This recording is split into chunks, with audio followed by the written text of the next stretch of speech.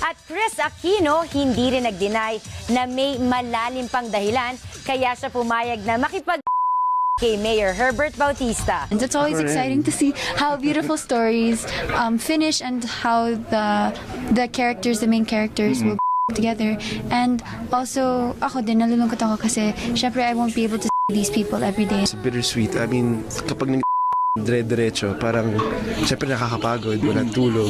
Napuno ng tawanan ang team building ng mga sundalo sa Central Visayas, kabilang sa kanilang mga patok na aktibidad, ang pag ng naka-blindfold o may piring sa mata.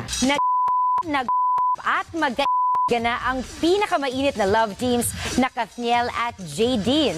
And I promised him that the first time nakakain ako ng whether privately or publicly, katabi ko siya. Dahil umuo na siya, pero meron kaming getting to know you sa Saturday. It took a lot of convincing. First time in my life na para makakonvince ng tao to share the screen with me, and nanligaw ako ng bonggang-bongga. At hindi pa siya naniwala nung unang phone call. Na sinabi ko, may I you, this is Chris Aquino. Sinabi niya, sure.